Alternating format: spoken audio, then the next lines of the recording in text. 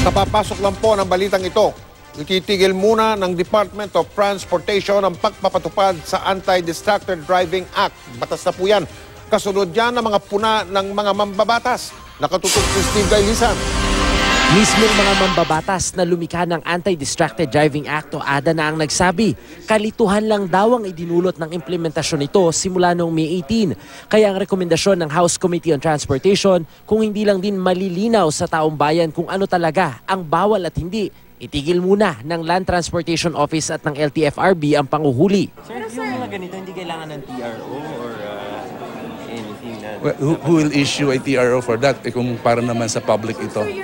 It's very clear naman po sa Section 7 that could have been done to avoid confusion.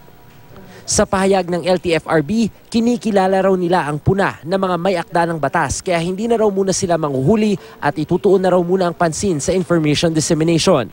Sa pagdinig ng House Committee on Transportation kanina, piniga ng mga mambabatas ang LTFRB at LTO. Ano raw ba kasi ang maituturing na distraction? Bukod sa paggamit ng cellphone sa tawag at text, hindi naman kasi nakasaad na bawal gumamit ng navigational aids sa pagmamaneho. Kung ang Waze ba nakalagay dito ang Waze ko, is it a distraction? No, it is not a distraction. It is a device that will aid me in driving. Ang spirito ng batas ay distraction galing sa mga electronic communication. Dalawa, di ba?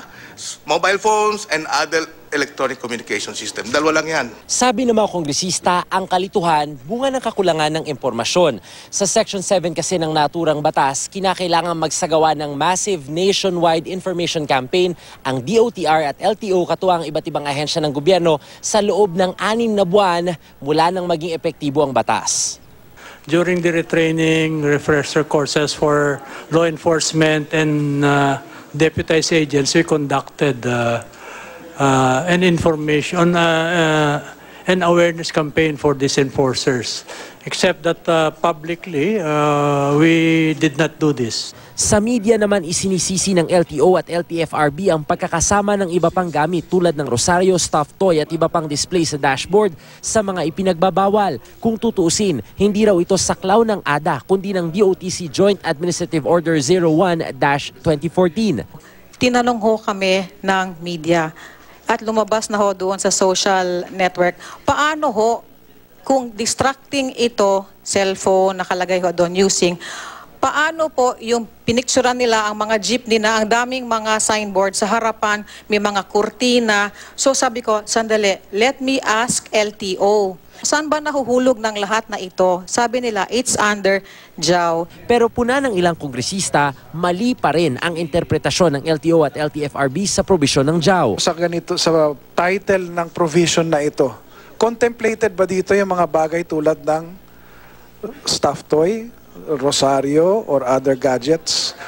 Or is this referring to a the typical car accessories? Because in my opinion, you can even use the JAW to say na yung rosaryo bawal. There's also a mention of anything that will distract the line of sight of the driver.